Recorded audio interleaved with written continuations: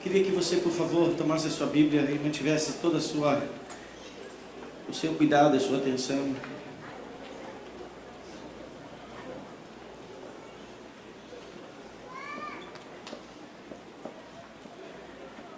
No livro do profeta Ezequiel. Livro do profeta Ezequiel. No capítulo 1. E assim está escrito. Era o 5º dia do 4º mês do 30º ano, e eu estava entre os exilados junto ao rio Quebar.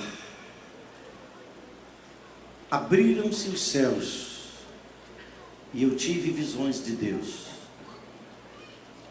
Foi no 5º ano do exílio do rei Joaquim, no 5º dia do 4º mês.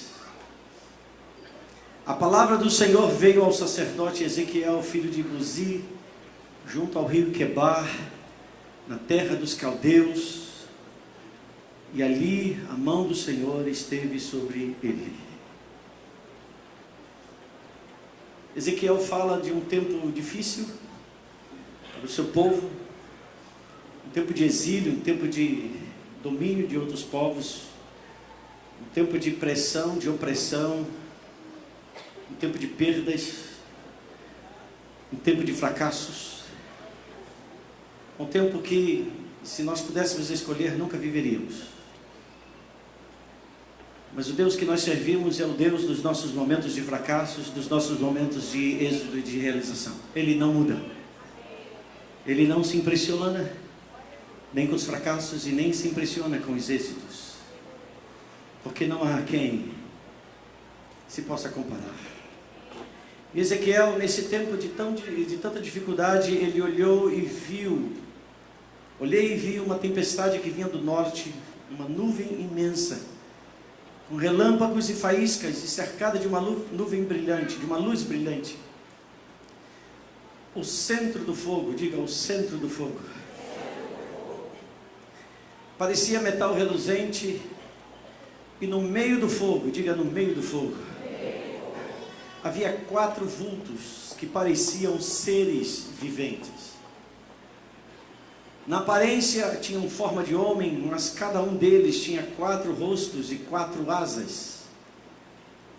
Suas pernas eram retas, seus pés eram como os pés de um bezerro e reluziam como bronze polido. Debaixo das suas asas, dos 4 lados, eles tinham mãos humanas. Os 4 seres viventes, e aqui são querubins, tinham rostos e asas, e as suas asas encostavam uma nas outras. Diga, as asas encostavam. Vá guardando essas expressões que parecem soltas, mas daqui a pouco você vai compreender. Quando se moviam, andavam para frente. Os querubins nunca recuam. Oh, você perdeu uma boa oportunidade de dizer, eu também estou nessa aí. Os querubins andavam para a frente, não se viravam. Quanto à aparência dos seus rostos, os 4 tinham rosto de homem, rosto de leão no lado direito, rosto de boi no lado esquerdo e rosto de águia. 4 faces. Assim eram seus rostos. Suas asas estavam estendidas para cima. Cada um deles tinha 2 asas que se encostavam na de outro ser vivente, de um lado e de outro, e as 2 asas que cobriam os seus corpos. Cada um deles ia sempre para frente. Para onde quer que fosse o espírito, eles iam. E não se viravam quando se moviam. Retos. Os seres viventes pareciam carvão ou brasas acesas. Eram como tochas. O fogo ia de um lado a outro entre os seres viventes. e do fogo saíam relâmpagos e faíscas. Os seres viventes iam e vinham como relâmpagos. Então você percebe que o fogo nunca estava às costas deles, o fogo nunca estava ao lado deles, o fogo sempre era o centro do olhar deles. Para onde eles olhavam, então, olhando sempre para frente, eles só viam o fogo. E o fogo aqui não é outro senão o próprio Senhor Jesus, senão a própria glória de Deus, senão o próprio trono de Deus, senão a própria Shekinah de Deus. Verso 15: enquanto eu olhava para eles, vi uma roda ao lado de cada um deles, e diante dos seus 4 rostos. Esta era a aparência das rodas e a sua estrutura. Elas reluziam como berilo.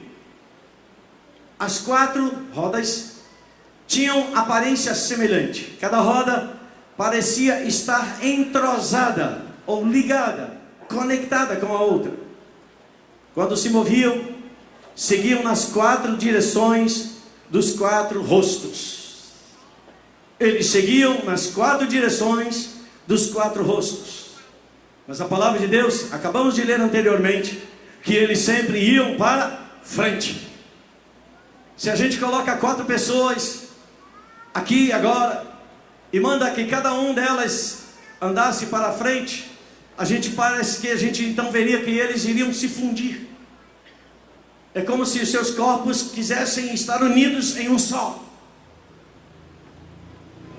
Isso significa a unidade da glória de Deus, a unidade do trono de Deus.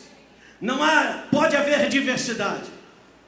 Os 4 seres, eles tinham rostos diferentes.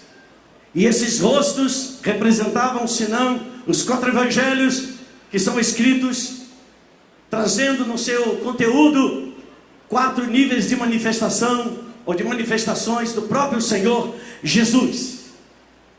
Então a primeira coisa que a gente precisa ver, que Ezequiel, ele não estava vendo uma monstruosidade, ele estava traduzindo em palavras, e palavras naturais, palavras humanas, não conseguem demonstrar a dimensão do que é esse lugar da glória de Deus, onde essa palavra diz que eu e você estamos. Então a única forma de Ezequiel, na linguagem humana, tentar reproduzir é algo que parece a nós confuso e algumas vezes até mesmo contradizente. Eles se moviam sempre em direção à frente. O que unicamente tocava entre eles eram as suas asas. No meio deles, no meio do fogo, o Espírito. E para onde quer que o Espírito se movia, eles também se moviam. O que significa então entender que assim como eles iam em direção à frente, o Espírito estava sempre numa ação de avanço. Quantos aqui são o santuário de Deus? Não sabeis vós que sois o santuário de Deus, e que o Espírito de Deus é o mesmo poder, é a mesma glória que Ezequiel está vendo, habita dentro de você. Ou seja, somos chamados para adiante. Eles não se viravam. Nada lhes chamava mais atenção do que a glória.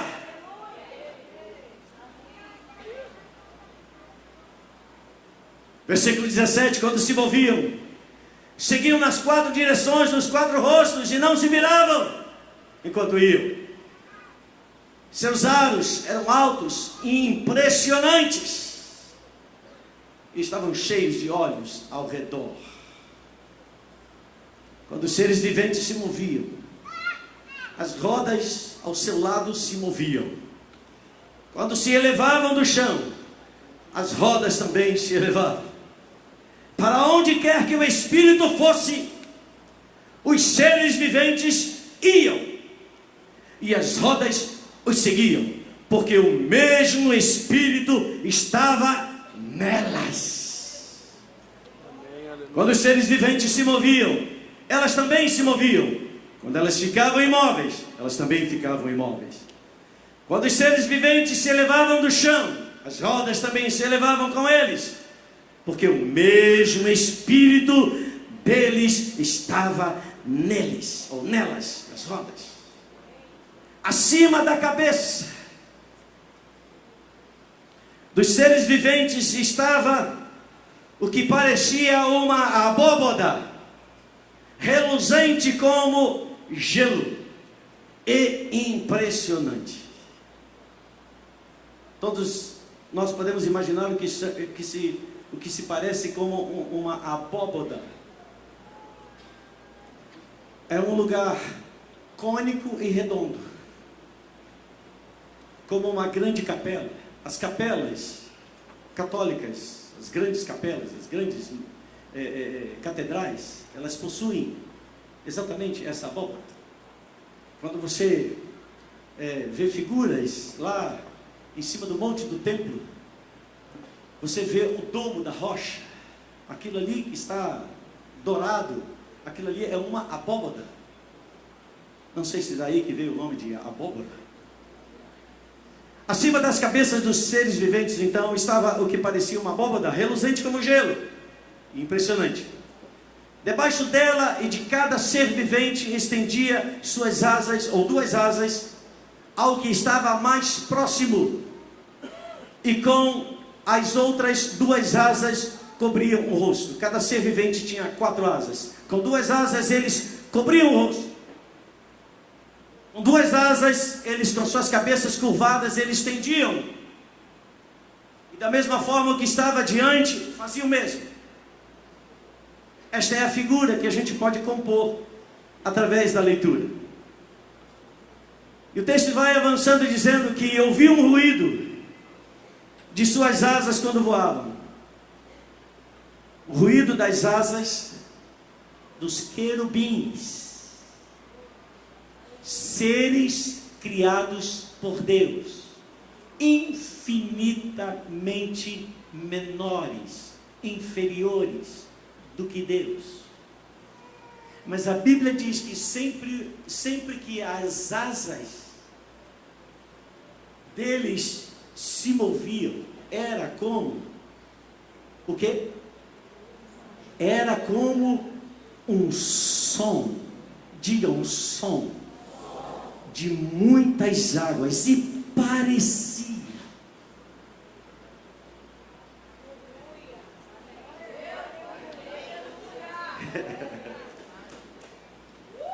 não sabeis vós.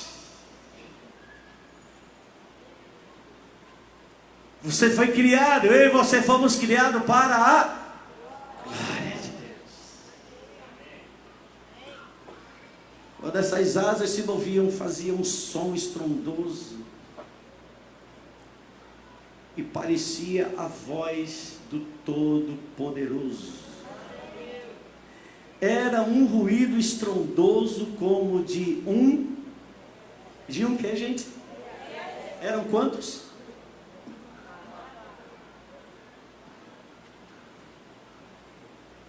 Unidos à mesma voz, movidos pelo mesmo Espírito, sempre avançando, nunca recuando,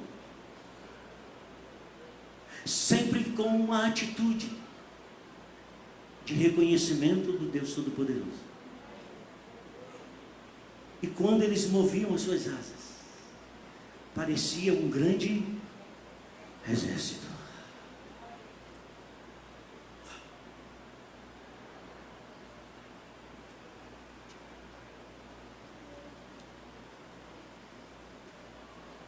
Nós transportamos não a imagem dos querubins, nós transportamos a imagem daquele que criou os seres viventes.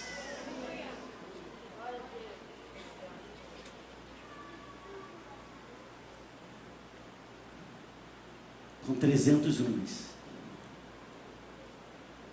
Deus com Gideão aniquilou um exército inteiro.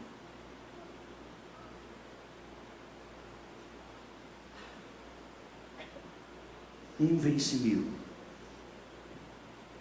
2, 10.000. Perceberam a proporção? 3, 1 milhão. 4, uau.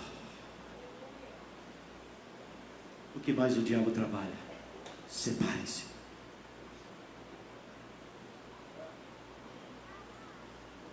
Porque ele sabe.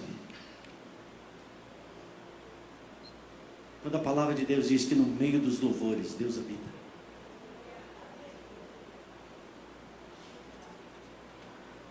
Esse corpito que temos não suporta 15 minutos apenas de um fiasco, uma faísca, desculpe, da glória de Deus.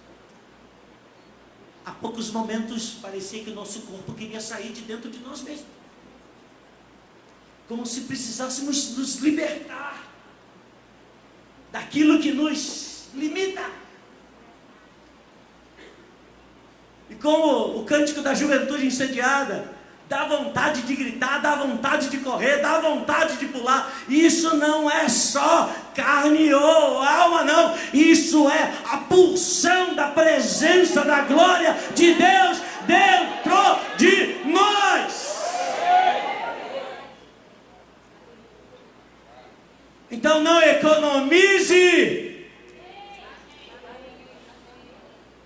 É igual o mate-leão, use e abuse.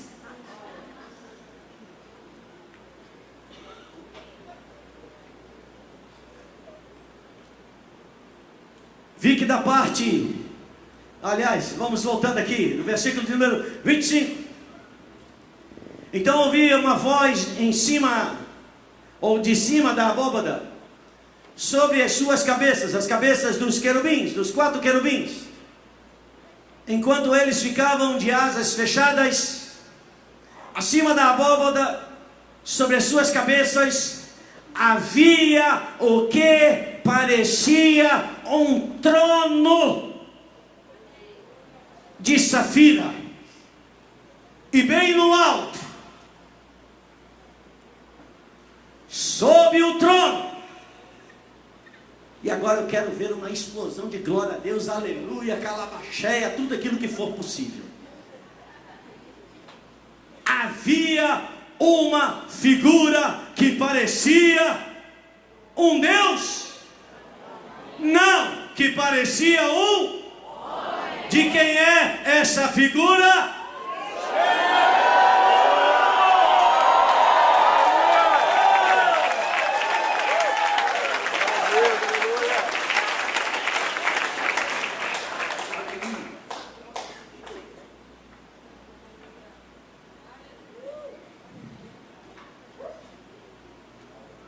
Vi que a parte de cima do que parecia ser a cintura dele parecia um metal brilhante como cheia de fogo, e a parte de baixo parecia fogo,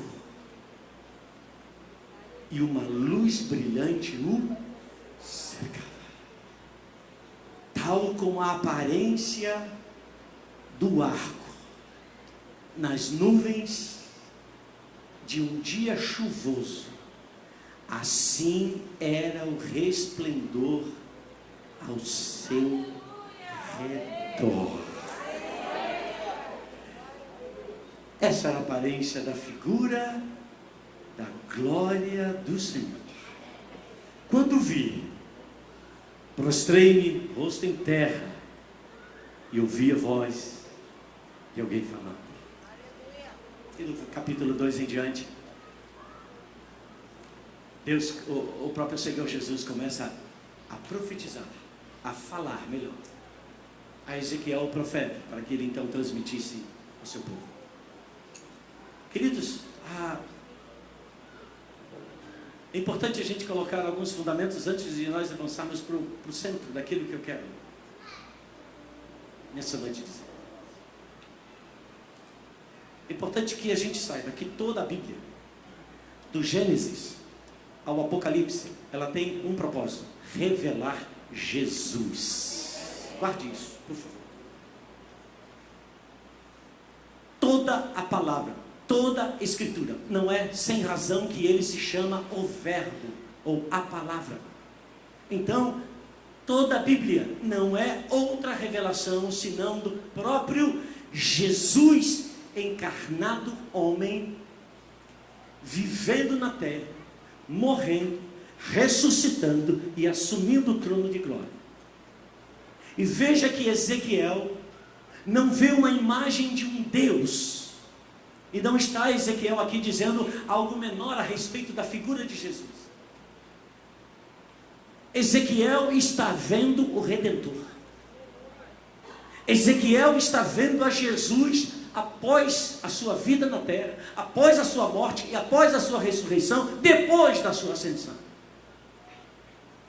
Então Ezequiel, nos tempos passados, ele está vendo no seu presente os dias futuros. Para que eu e você entendamos que a eternidade de Deus, hoje, por meio de Cristo, do seu sacrifício e do seu sangue, agora habita em mim e habita em você. A eternidade habita em mim e em você. Então, quando nós olhamos com os olhos do Espírito, olhamos para o texto que está no passado, mas nos vemos em Cristo no passado, vivendo hoje presente, para experimentarmos, sim, nos tempos que haverão de chegar, a realidade do que hoje nós lemos. E quando eu tenho essa perspectiva, as minhas atitudes, as minhas reações, as minhas perspectivas mudam, ou precisam de mudança. Não é possível viver diante de tanta revelação, diante de tanta glória, e continuar vivendo uma vida miserável, e continuar se achando que é pobre, miserável, segue nu, e continuar se achando vermezinho de Jacó. Não!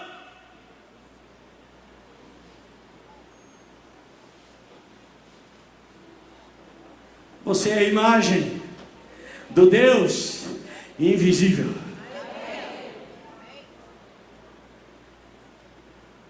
Toda a Bíblia revela Jesus.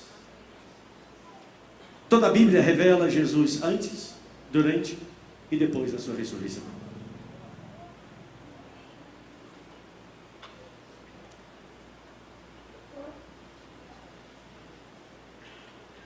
Quando nós olhamos para Gênesis,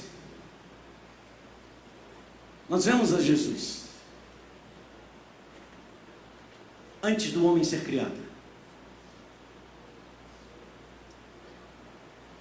antes que houvesse mundo. Ele estava no princípio com Deus. Todas as coisas foram feitas por Ele, e sem Ele nada do que foi feito se fez. Olha o tamanho do Deus que você serve. Quando eu e você olhamos para o livro de Gênesis, por favor, vamos folhear. Vamos para Gênesis capítulo 1.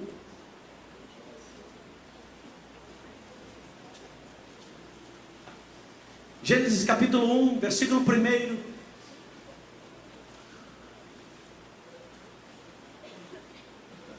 Já é de conhecimento, pelo menos daqueles que aqui congregam nesse lugar, por tantas vezes já ouvida, já repetida, o entendimento de Gênesis 1 e 2.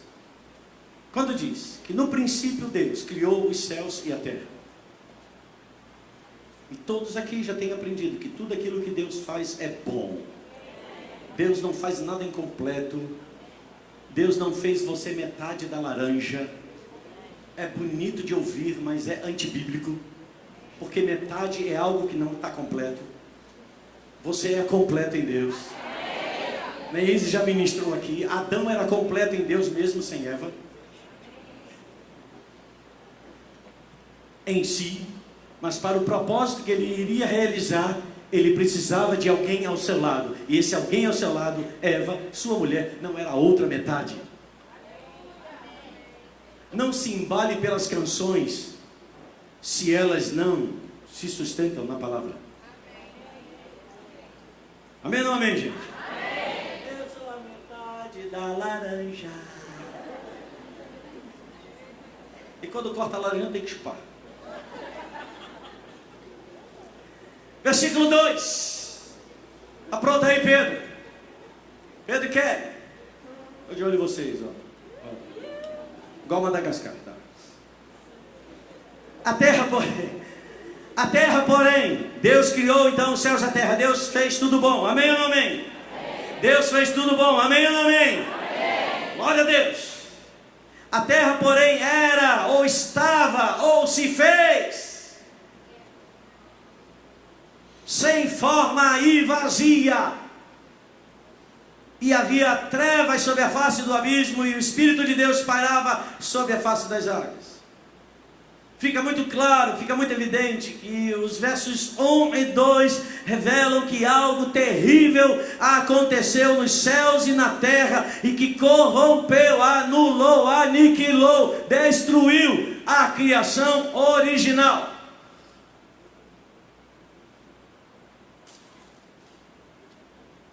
Mas continua atento a isso. Toda palavra revela Cristo. Pule alguns versículos. E aí, nos versículos que vão se seguir, o versículo 3 em diante, é Deus recriando. Diga, Deus recriando. E chega no versículo 11. Está escrito assim: e disse Deus: produza a terra.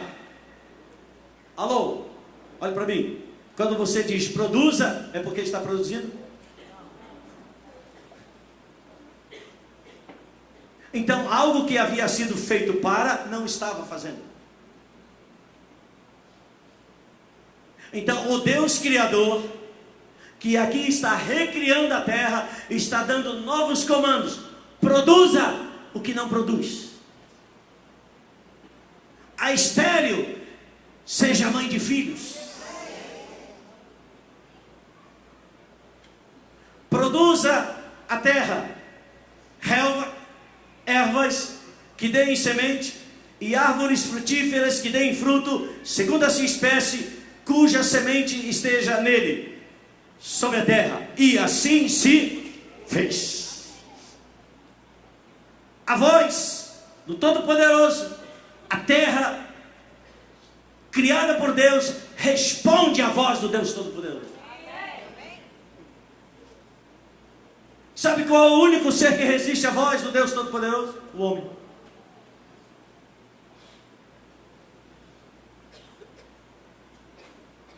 Porque o homem se desfiliou de Deus. A humanidade se desligou de Deus. E Jesus veio para nos religar a Deus e nos dar um novo coração. Que coração? Coração de filhos. Porque filho ouve a voz do Pai. Em todos os níveis. Alô, filhos? Alô, pais, também cuidado com o que sai da sua boca. A terra, pois, produziu relva, ervas que davam semente segundo a sua espécie, e árvores que davam fruto, cuja semente estava nele, conforme a sua espécie. E viu Deus que isso era bom.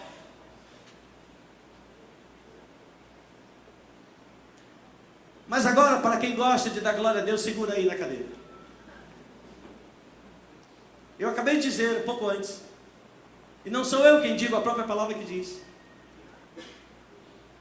que toda palavra, ela tem uma finalidade: revelar Jesus.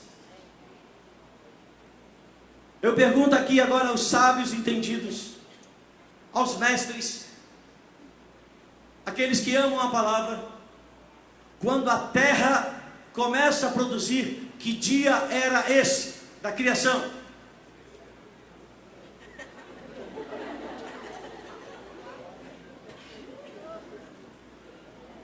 Vocês estão vendo Gênesis aqui escrito na minha testa? Não, está na sua Bíblia, então leia. Oi, 1, 2, 3, vamos lá, não pode demorar. Se demorar, vai perder a graça. Que dia era esse? Qual foi o dia da ressurreição terceiro dia.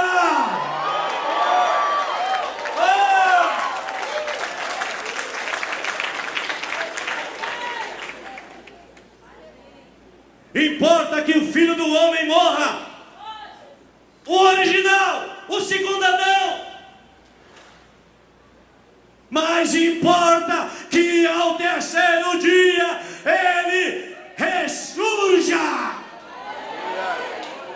Se com ele morremos, com ele também ressuscitamos. Então entenda: quem está em Cristo é muito mais do que a partir do dia que você recebeu a Ele como Senhor. Quando você recebeu a Ele como Senhor, ali foi o dia da sua proclamação: Senhor, Tu és o Cristo, Tu és meu Deus, Tu és meu Redentor, Tu és meu Salvador, e eu sou Teu Filho.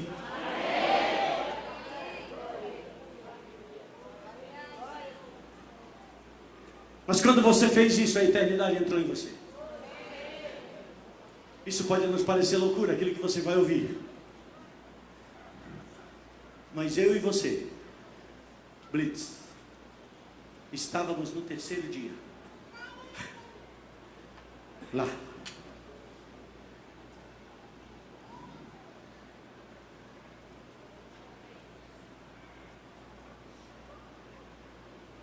No terceiro dia, a natureza que havia sido destruída pelo diabo, Jesus venceu o diabo.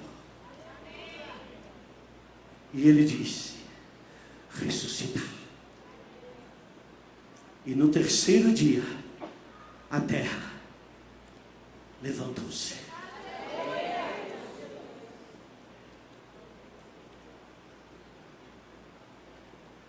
Quantos entenderam isso? Abane a sua mão. Terceiro dia da redenção. Terceiro dia, quando a terra ressuscitou, aponta para Jesus.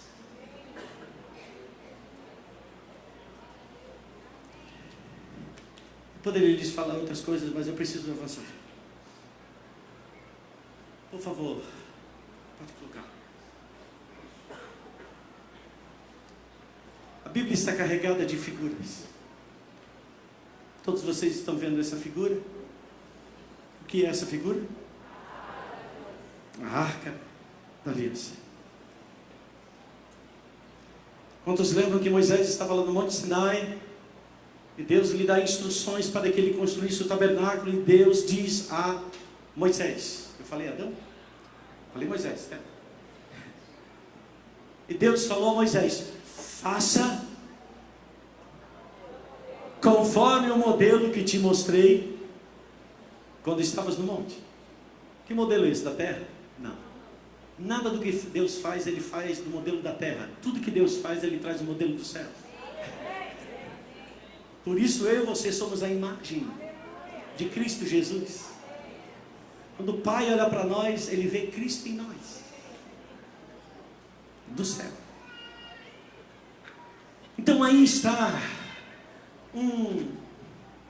uma das peças do tabernáculo, que é a Arca da Aliança. Mas hoje eu não quero falar da Arca da Aliança, eu quero apenas falar sobre aquela peça que está sobre a arca, que é chamada a tampa da arca, ou na maioria das suas Bíblias está escrito propiciatório. E que na versão King James, em inglês, a palavra é mercy seat. Mercy, misericórdia, seat, sentar. O que não é outra coisa, numa tradução literal, o lugar onde se assenta a misericórdia.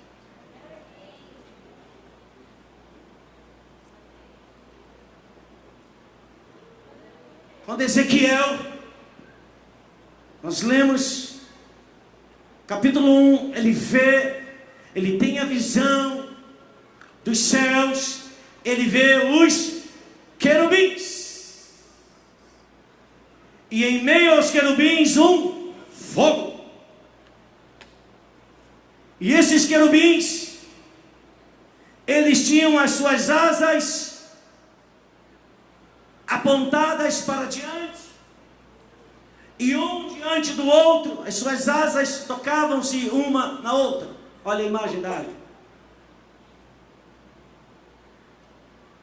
A mesma coisa, não há nada diferente. Eu quero que essa noite você entenda o seguinte: Deus começa a falar com Moisés, Deus começa a falar com Arão, que foram Moisés, o líder do povo, Arão, o primeiro sacerdote, levantado para os ofícios do tabernáculo. Tome sua Bíblia lá em Levítico capítulo 16, versículo 2, rapidamente.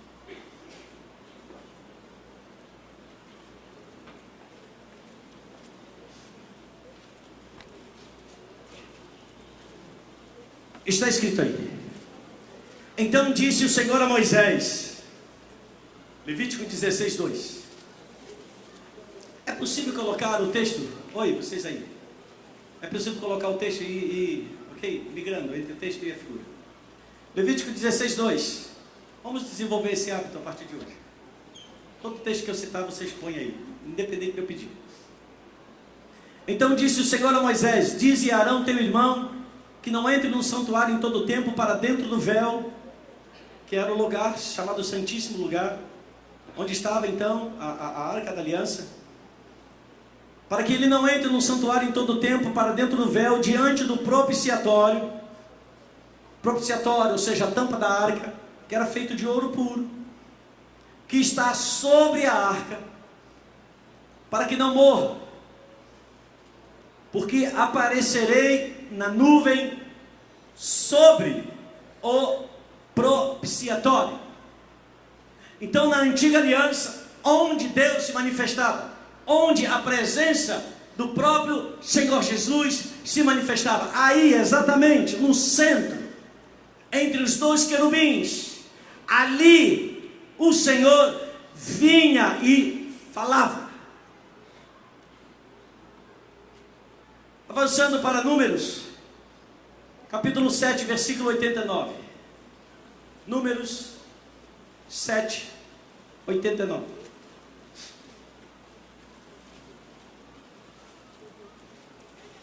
Quando entrava Moisés na tenda da congregação para falar com o Senhor, então ouvia a voz que lhe falava de cima do propiciatório, que está sobre a arca do testemunho, entre os dois querubins, assim lhe falava.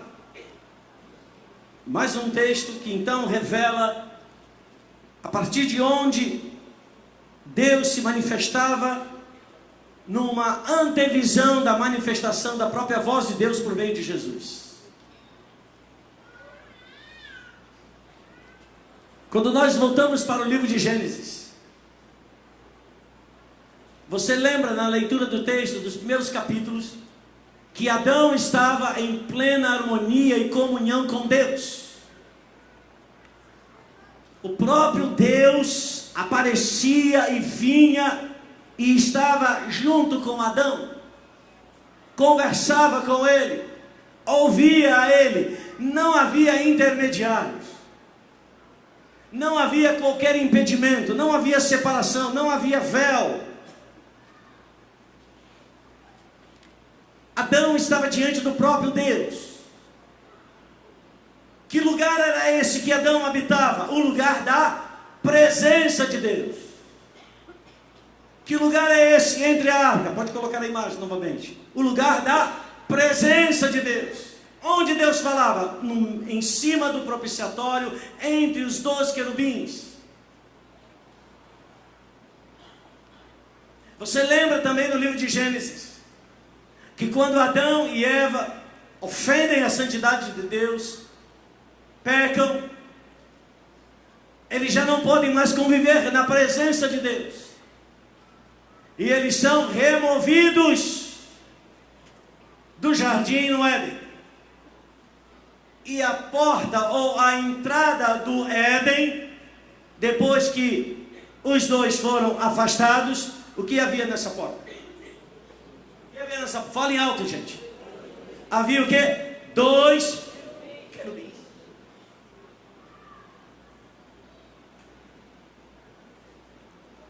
O que o Senhor está revelando para Ezequiel? O que o Senhor está revelando para Moisés? O que o Senhor está revelando para nós?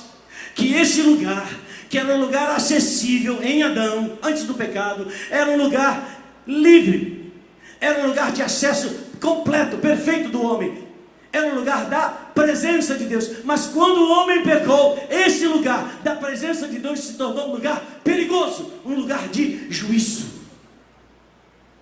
E para que o homem não se aproximasse mais desse lugar, porque fatalmente ele morreria, no Éden, os querubins, que são como que os guardiões da santidade de Deus, não permitia que eles passassem.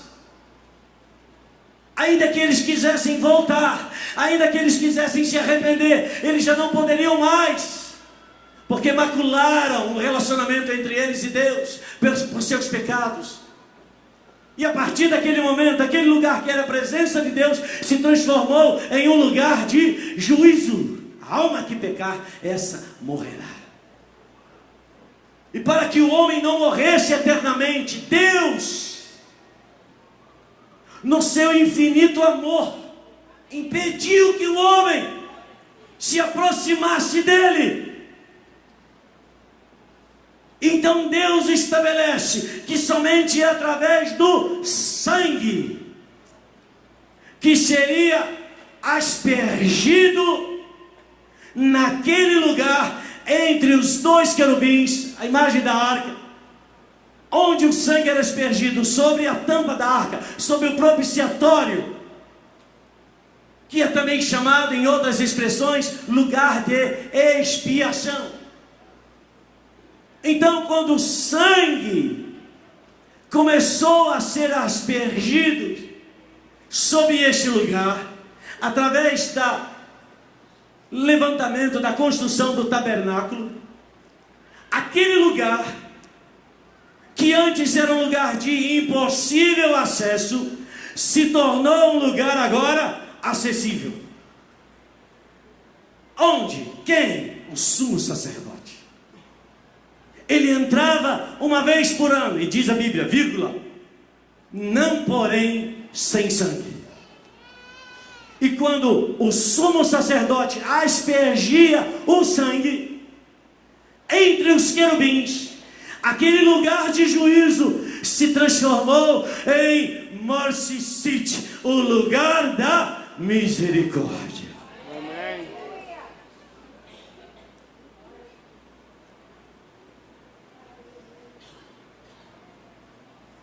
Hoje nós não temos arca. Se a usamos é apenas como uma simbologia. Não se transfere mais sobre a arca o poder. O poder está no Espírito que habita em você. Amém. Toca na arca e você vai ser curado. Onde está escrito isso na Bíblia? Antiga Aliança. E quando alguém vive isso, na verdade, está renunciando ao sacrifício de Cristo. Porque todo ato passado foi imperfeito, mas o sacrifício de Cristo foi perfeito. Jesus disse, está consumado. Está consumado significa tudo que precisa ser feito para que o homem seja restaurado e novamente possa estar diante do Senhor. Eu fiz. O que passa disso é sensacionalismo, é manipulação. É falta de Bíblia. E o povo perece porque lhe falta conhecimento. Mas quando tem conhecimento, ele permanece, ele vive a realidade, a dimensão na qual Cristo nos colocou. Então esse lugar agora se chama o lugar da misericórdia. Que lugar é esse da misericórdia? O que é a tampa do propiciatório? Senão a própria revelação de Cristo. Então Cristo se tornou a propiciação, a substituição com o seu sangue, para que eu e você agora fôssemos perdoados. E E da mesma forma, agora preste atenção. Abra sua Bíblia lá em João capítulo 14. Você vai entender algo.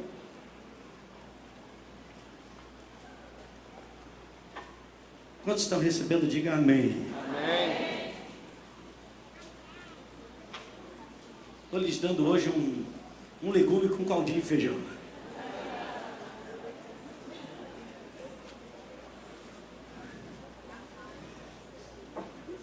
Aliás, terça-feira, meu amado, do primeiro aqui ao último lá, vamos estar aqui juntos, levantando o fogo da presença do Senhor. Amém ou não amém, gente? Amém. Tudo aquilo pelo qual você está orando é porque você crê que Deus está preparando um caminho para Ele se manifestar. Tudo aquilo pelo qual você não está orando, você está fazendo da sua própria vontade, do seu próprio jeito, e você vai prestar conta, e você vai dar teu jeito depois.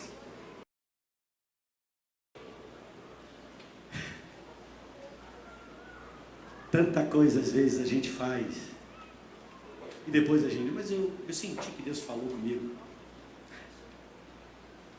Ananias ficou 4 meses, Ananias não, Neemias, eu estava falando antes aqui na rede da juventude, que foi a transição da liderança de Neise para Renan. Pastor Renan hoje é o líder da juventude incendiária.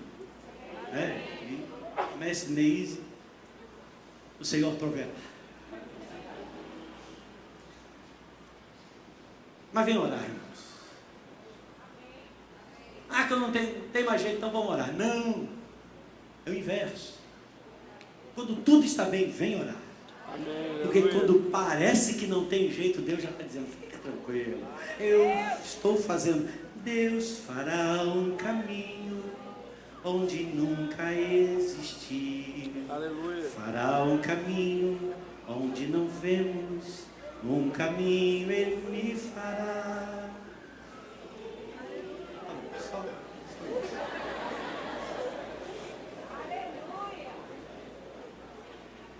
João 14, então vem orar amanhã não, terça-feira, se quiser vir, fica à vontade.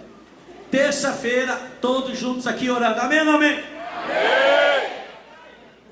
Seja Deus juiz, misericordioso, consolador. João capítulo 14, versículo 1, olha o que Jesus disse, olha a implicação disso. Todos acharam? Ok, não precisa, se não achou, olha só para a tela. Joia, não vou nem ler aqui, já vou aqui. Não se perturbe ou não se turbe o vosso coração, o coração de vocês. Creiam em Deus, creiam também em mim. Segue o versículo.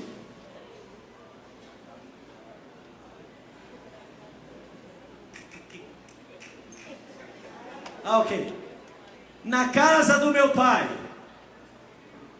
há muitas aposentos, moradas. Se não fosse assim, depois muda essa versão, por favor. Eu estou aqui já falando da versão que está dentro de mim.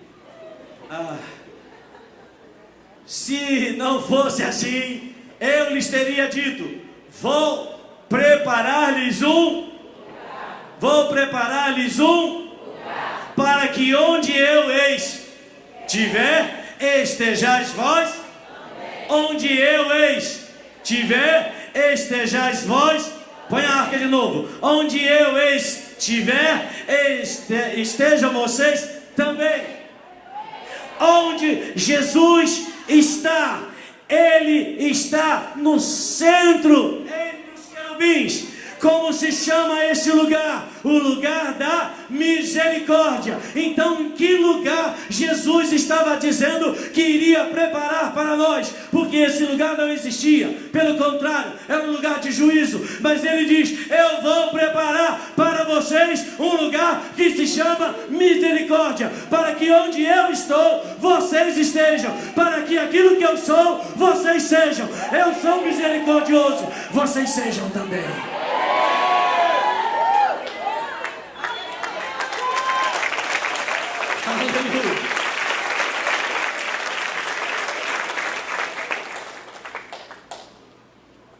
Que lugar é esse que estamos em Cristo? Nós estamos assentados juntamente com Cristo nas regiões celestiais. Paulo disse isso. Onde Cristo está assentado? Ezequiel viu E no meio, entre os querubins, havia um trono. Onde está Jesus? Assentado à direita de Deus Pai. Onde nós estamos? Assentados juntamente com Cristo. Antes da redenção, antes da morte e da ressurreição de Cristo, só havia um trono. Porque o outro lugar era para o homem, Adão. Jesus se torna o segundo Adão. E quando ele vence o pecado, quando ele vence o diabo, ele sobe à direita do Deus Pai. E Deus diz: assenta-te à minha direita, assenta-te à minha direita, até que eu ponha todos os teus inimigos debaixo dos teus pés. E Jesus se assenta no trono. E a palavra diz que nós estamos assentados juntamente com Ele. Tem 3 tronos? Não, só tem 2. Então onde você está assentado? Juntamente. Aí vem a imagem natural, você está no colo de Jesus. E o que é a presença de Jesus? O lugar da misericórdia. Irmão, nessas últimas 3 semanas,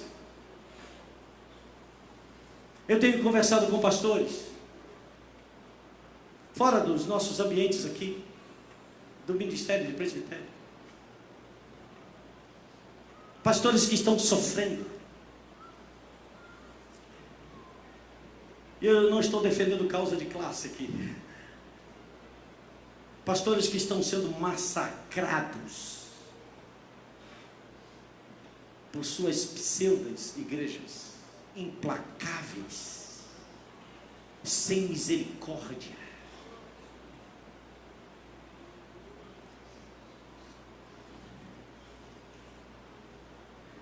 Mas Deus lhes deu fibra para que eles sejam dobrados, mas nunca quebrados. E para que também, claro, necessariamente avaliem-se. Mas por que, quantas vezes, nós agimos sem misericórdia?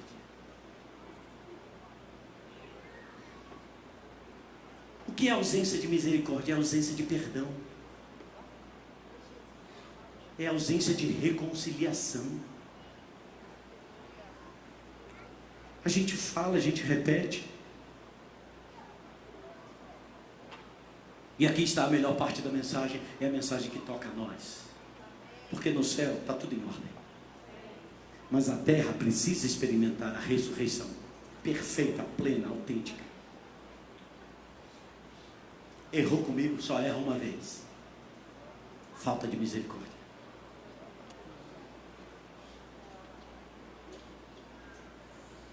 Pessoas que foram bênçãos ao seu lado e de repente acontece alguma coisa e a pessoa está tudo de lado. Ausência de misericórdia. O próprio Pai disse: eu não quero sacrifícios. Deus não está se importando com a minha mensagem. A minha mensagem é incompleta. A dele é completa, a dele é perfeita. Deus está se importando com o meu coração misericordioso, o meu coração perdoador, o meu coração que diz: mas você não sabe o tamanho do meu pecado. Eu sei o tamanho do Deus perdoador. Mas a pessoa está em pecado, o que a gente faz? Libera o perdão, porque o lugar do juízo foi substituído. Agora o lugar se chama misericórdia. Sabe o que significa dizer? Se eu não exerço misericórdia, eu não faço parte do reino de Deus. Porque o lugar da presença se chama Mercy Seat, lugar da misericórdia.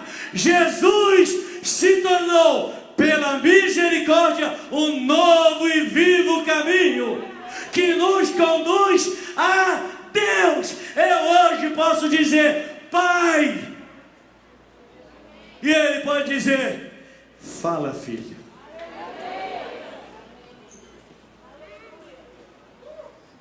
Ah, mas a teologia, não sei o que, não me interessa o que os homens escreveram. Examina as escrituras. Jesus não disse: examina os que os rabinos disseram.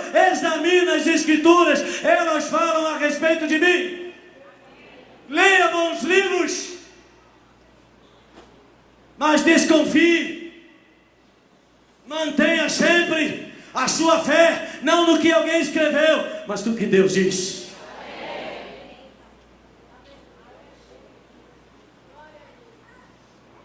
Carne moída é gostoso. Quem gosta de um pastelzinho? Mas de vez em quando você tem que comer uma costela. Tem que arranhar o osso. Tem que enfrentar aquilo que é mais duro. Às vezes você compra uma carne. Hoje a gente estava vindo para cá, a gente está falando mesmo, o açougueiro nos enganou. A gente comprou uma determinada carne, nós fomos comprar a carne e a gente está dizendo: te corta, ela não corta. Eu te corto, ela não corta. Te corta, ela não corta.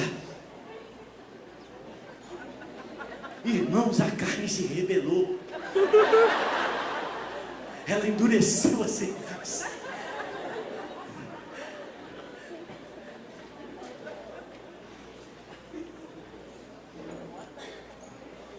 Corte a sua carne. Deus não nos colocou como juízes. Deus nos colocou como lugar de misericórdia. Ser filho de Deus é expressar aquilo que Cristo fez. Onde Jesus está sentado hoje? Onde Jesus está sentado, que nome se dá a esse lugar?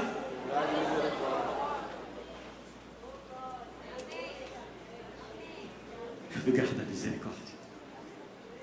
É lugar da misericórdia. É lugar da compaixão. O Senhor está aqui, a mulher adulta, ela fez isso, fez aquilo, transou 5, 15 vezes, tal. Jesus ouviu essas coisas, mas ali estava o príncipe da paz. O reto juiz ainda não chegou.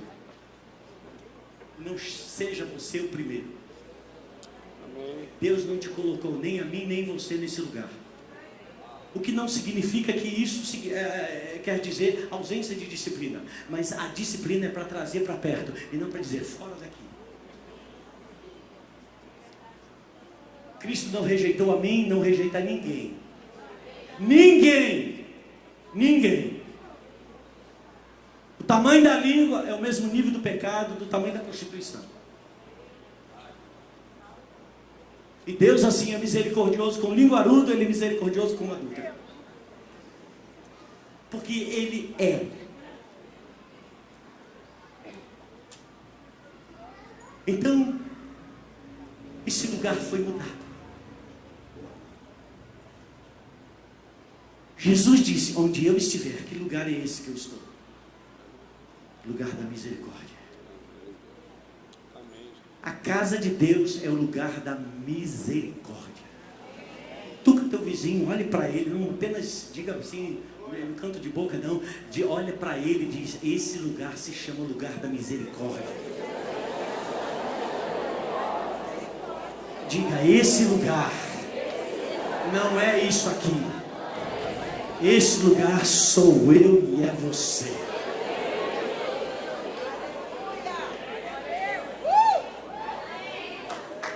Aleluia, pode aplaudir a Jesus, aplauda a Jesus. Foi Ele.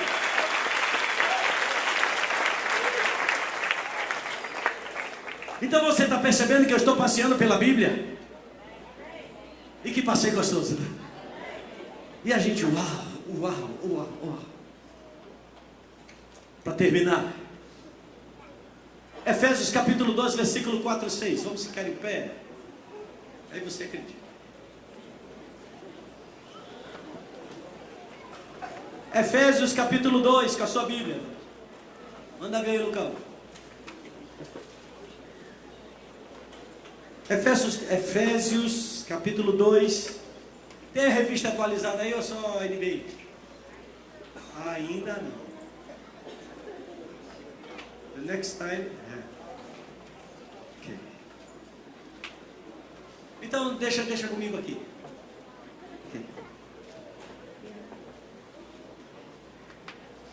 Todos estão aí com a sua Bíblia aberta, com o seu celular aberto, com o seu iPad aberto.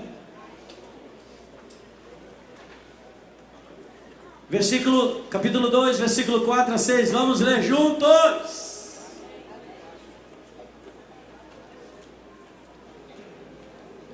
Todos acharam? Então, 1, 2, 3. Mas para!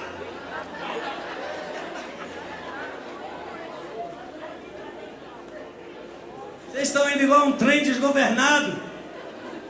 Mas Deus, sendo rico em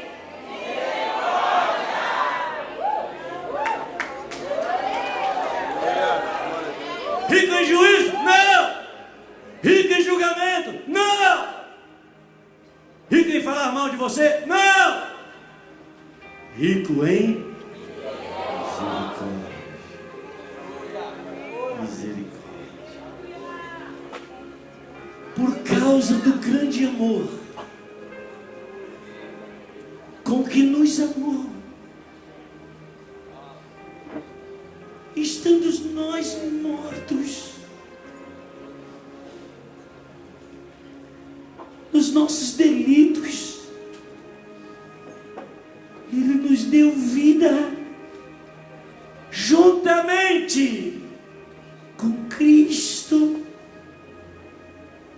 e pela graça sois salvos, e juntamente com Ele, Cristo nos ressuscitou e nos fez assentar nos lugares celestiais em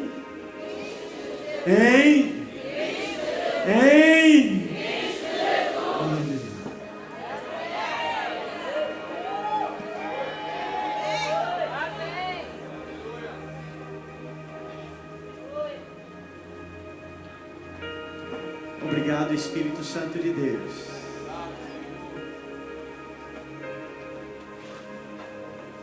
É a tua palavra, Senhor. É o teu Espírito. Não é por força nem por violência, mas é pelo meu Espírito.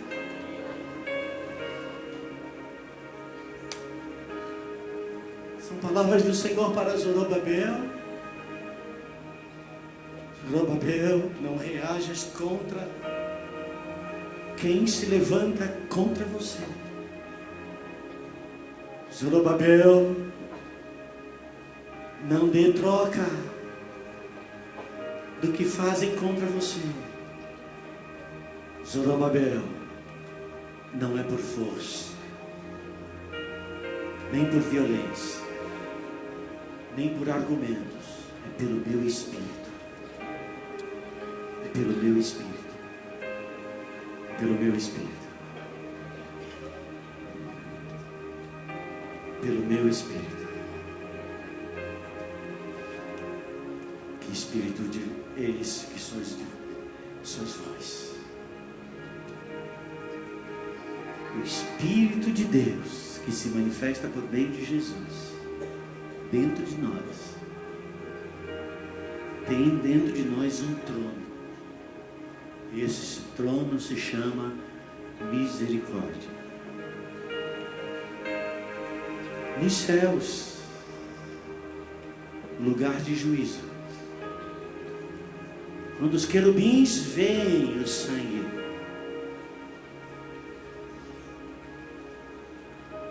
eles dão glória, porque nesse lugar se assenta o trono da misericórdia. Hoje nós estamos aqui para cear. A mesa do Senhor é para os filhos. Quem são os filhos? Aqueles cujo coração são arrependidos, que amam ao Pai, que amam a sua palavra e vivem alinhados com Ele. Então essa noite, os filhos da misericórdia vão cear. E diante de nós está o Senhor misericordioso. A chegar-se à mesa é um caminho. E esse caminho se chama lugar do encontro com a misericórdia. Se você não recebeu a Jesus como Senhor da sua vida, ou você está longe do reino de Deus nessa noite, eu digo agora para você, onde você está, abra o seu coração e diga: Jesus, eu preciso da tua vida dentro de mim, agora mesmo. Jesus, eu me reconcilio com a tua casa, agora mesmo. Não importa o que você fez, o que importa é o que Jesus fez por você. E nós não estamos baixando o nível não, viu? Estamos vivendo o Evangelho. O acusador já foi expulso. O Evangelho é redenção. Estávamos mortos, Ele nos deu vida. Ato voluntário do amor. E você que lá do seu lugar agora mesmo quer Jesus na sua vida, você no seu lugar reconcilia-se com Cristo agora mesmo. Eu digo para você, você tem toda a liberdade para vir e cear com a casa de Deus, com o corpo de Cristo Jesus. Porque esta mesa é o lugar da misericórdia. Porque é a mesa de Jesus. É a mesa de Cristo. Você pode sair do seu lugar.